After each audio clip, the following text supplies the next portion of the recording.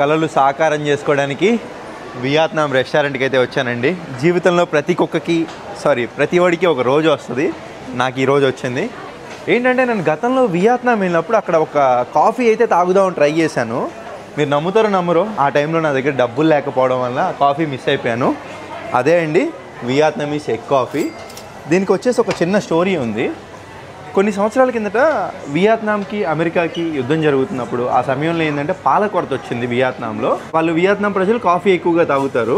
వాళ్ళు ఏం చేశారు, కండెన్స్డ్ మిల్క్ అంటే పాల పౌడర్ని నీళ్ళల్లో కలిపి కాఫీ పౌడరు పంచదార కలుపుకొని కాఫీలా తాగేవాళ్ళు. కానీ అదేంటంటే వాళ్ళకి అంత నశాలానికి అంటలా. దాన్ని ఇంకా కొత్తగా ట్రై చేద్దామని చెప్పి దాంట్లో ఎగ్ మిక్స్ చేసి దాన్ని కాఫీగా మలుచుకొని తాగేవాళ్ళు అనమాట. అంటే ఇది దీంట్లో ఎక్కడ కూడా పాలు లేవు, condensed milk, coffee powder, egg అనమాట. ఇది వియత్నాంలో ఇప్పుడు చాలా ఫేమస్ కాఫీ. ఎలా ఉంటుందో టేస్ట్ చేయబోతున్నాను, మీకు చెప్తాను ఎలా ఉంటుందో. ఫస్ట్ టైం తాగుతున్నా.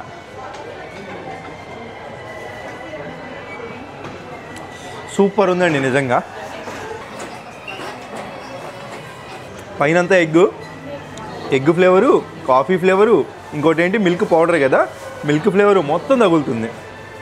ఇది యాక్చువల్గా ఇప్పుడు ఇలా తాగే కదా, దీన్ని మిక్స్ చేసుకొని తాగుతారండి. అది కూడా చెప్తాను ఎలా ఉందో. మొత్తం మిక్స్ చేసుకుంటే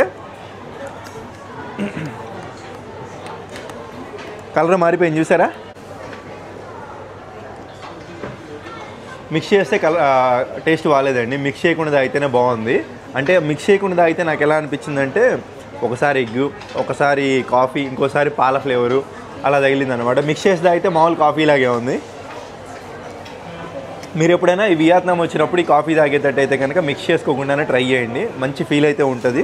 వీళ్ళు అలాగే మనకి ఈ కాఫీతో పాటు ఇదైతే ఒకటి ఇచ్చారు.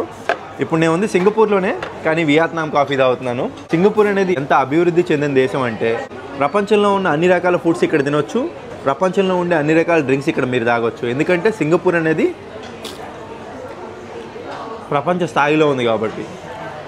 సో మరి చూసారు కదా, నా కళలు అయితే సాకారం అయిపోయింది. సో అలాగే మన తెలుగువారు ప్రపంచం మొత్తం ఉన్నట్టు ఇక్కడ కూడా ఉన్నారు. హాయ్ అన్న. హాయ్. సో చాలా సంతోషం మన తెలుగువారు ప్రపంచం మొత్తం ఇట్లా రాణిస్తున్నందుకు. సో ఎట్టకేళ్ళకి రామ్ దొరికాడు. నాకు సింగపూర్ వచ్చినప్పటి నుండి కలుద్దాం అనుకున్నాను. సో ఈరోజు దొరికాడు finally. Very happy meeting Ram today.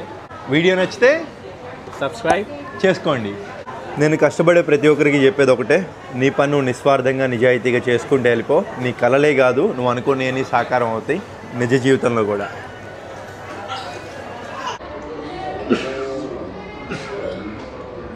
ఉంటాను. Bye bye.